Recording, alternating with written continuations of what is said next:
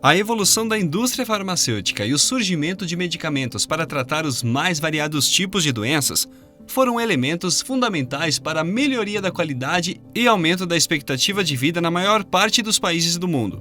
Porém, como todo remédio possui suas contraindicações, algumas dessas drogas são utilizadas para fins diferentes do previsto e nos Estados Unidos estão criando uma epidemia que está matando centenas de milhares de pessoas e preocupando as autoridades devido ao aumento no número de adolescentes que estão sendo vítimas. Quer saber qual é esse medicamento?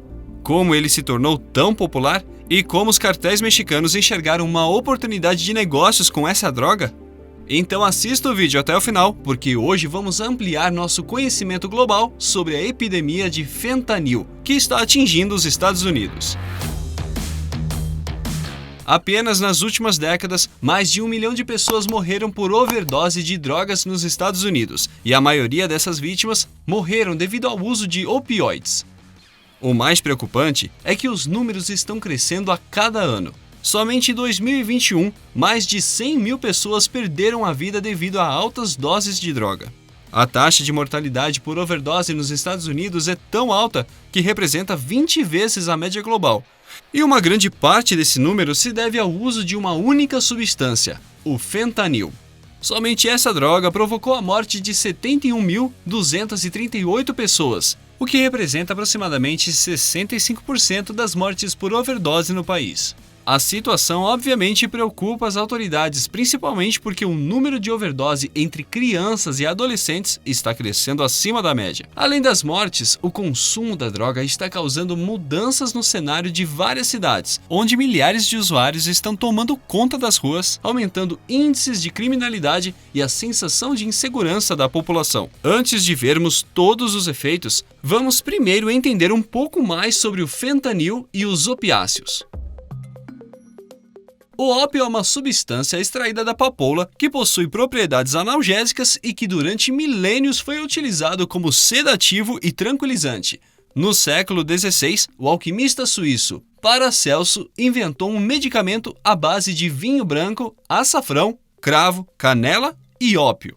O remédio foi utilizado para tratar as mais diversas enfermidades, como diarreias e até as dores da dentição em crianças. Por séculos, esse elixir, que foi batizado de láudano, foi um dos principais medicamentos utilizados pelos médicos e só deixou de ser utilizado após o surgimento da morfina. Em 1805, um farmacêutico alemão conseguiu extrair a morfina do ópio e criou o medicamento que ajudou pacientes com dores crônicas. Apesar de ajudar a aliviar a dor, a morfina causava dependência e cerca de 70 anos depois, o laboratório Bayer criou um derivado da morfina que prometia causar menos dependência. O novo medicamento foi batizado de heroína. Entretanto, o novo produto se mostrou mais perigoso que a morfina por levar menos tempo para chegar ao cérebro e igualmente criar dependência química em seus usuários. Novamente, os laboratórios farmacêuticos tentaram criar uma alternativa. E na década de 1960, surgiu o fentanil, uma substância 100 vezes mais forte que a morfina e que prometia ser a solução do problema. Por ser um novo composto totalmente sintético, o fentanil parecia representar o final de uma longa história dos americanos com os produtos provenientes do ópio. Uma história que, como vamos ver na sequência, é quase tão antiga quanto o próprio país. O ópio foi utilizado em larga escala pelos soldados, tanto americanos quanto ingleses, durante a Guerra da Independência dos Estados Unidos. Como já dissemos, o láudano, um produto à base de ópio, era muito popular e utilizado para tratar várias enfermidades. No país, os médicos receitavam esse medicamento para praticamente todas as enfermidades. A substância era utilizada para tratar febre, cólicas menstruais, diarreia, tosse e até insônia. Além de ser recomendado pelos médicos, esses produtos eram encontrados facilmente em farmácias e outros comércios. Também tinham um baixo custo, o que fez com que muitos cidadãos passassem a utilizá-lo por conta própria, criando uma legião de dependentes. Com a invenção da morfina e sua comercialização, a partir da segunda década de 1800, esse remédio substituiu o láudano, porém continuou sendo acessível e na época já era possível comprá-lo até por correios. A situação explodiu com a Guerra Civil Americana. O confronto, iniciado em 1860 e que durou 4 anos, deixou mais de 750 mortos e centenas de milhares de feridos gravemente. Para tratar esses ferimentos, a morfina se tornou indispensável e chegou a ser considerada tão importante quanto a pólvora. Porém, como efeito colateral, o número de dependentes disparou e o problema virou uma epidemia nacional. A primeira epidemia foi solucionada com diversas medidas, entre elas a proibição da venda sem receita em diversos estados e a conscientização dos médicos para utilizarem o produto apenas em casos extremos. O surgimento de outros remédios também foi importante, assim como a melhoria do saneamento básico nas cidades que ajudaram a reduzir casos de doenças tratadas com morfina e outros opioides. As medidas deram resultados e o país conseguiu manter a situação sob controle. Durante décadas, esses medicamentos só eram utilizados em tratamentos curtos e para cirurgias. Porém, na década de 1980, o cenário começou a mudar. Com grandes laboratórios investindo grandes somas em marketing e os profissionais da saúde mudando a forma de enxergar o tratamento para dores, os opioides voltaram a ser receitados para amenizar dores crônicas de pacientes. Inicialmente, os medicamentos eram administrados para pacientes com câncer avançado ou que estavam em fase terminal. Entretanto, foram se popularizando e sendo receitados para casos de menor gravidade. Na medida em que aumentava a prescrição, os laboratórios lançavam novos produtos e garantiam que eram seguros e menos viciantes. A popularização criou uma nova onda de dependentes dessas drogas, sem distinguir classe social, raça ou qualquer outro critério. Um exemplo de dependência que ficou mundialmente famoso foi o do astro do pop Michael Jackson.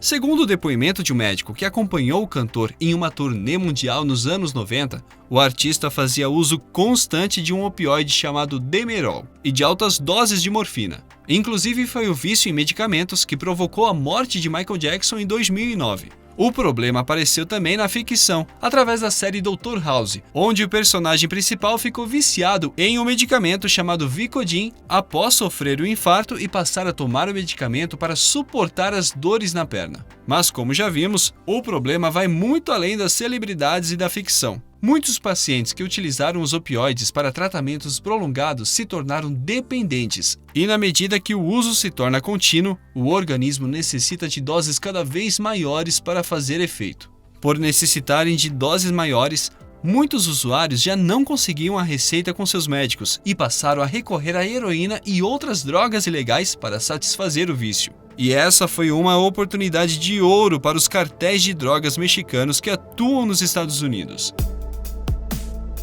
Por ser uma droga sintética, o fentanil não necessita de grandes áreas de cultivo. Basta comprar os produtos necessários e transformá-los em laboratórios clandestinos. As matérias-primas são compradas de laboratórios chineses e a fabricação dos comprimidos é feita em solo mexicano.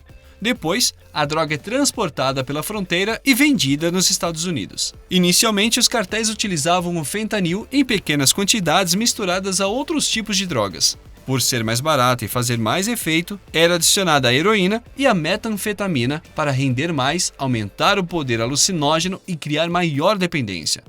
Porém, cada vez mais essas organizações migram para a produção do fentanil puro e inundam os Estados Unidos com vários comprimidos. Existe até mesmo comprimidos coloridos para tornar o produto mais atraente para o público mais jovem. A epidemia prejudica o país em vários aspectos, desde aumento nos gastos com saúde pública, políticas de prevenção e também a transmissão de outras doenças como hepatite C e HIV. Segundo estudos do Centro de Controle e Prevenção de Doenças dos Estados Unidos, o país gasta mais de $1 trilhão por ano em consequência do uso indevido de opioides. Essas mortes também estão atrás da redução da expectativa de vida e a redução da capacidade produtiva que foram registradas na última década. Para reduzir os efeitos, o governo americano tem aumentado o policiamento, o que resultou em grandes apreensões de fentanil. Medidas para reduzir a prescrição também foram adotadas. agências federais, governos estaduais e as operadoras de planos de saúde criaram planos para evitar o uso dos medicamentos e houve uma redução de 45% entre os anos de 2012 e 2020. Resta saber se essas medidas serão suficientes para evitar que essa epidemia se prolifere e crie um cenário ainda mais assustador para os Estados Unidos. E você, o que pensa sobre o assunto? Deixe sua opinião nos comentários e enriqueça o debate. Muito obrigado por assistir até aqui. Abraços e até o próximo vídeo.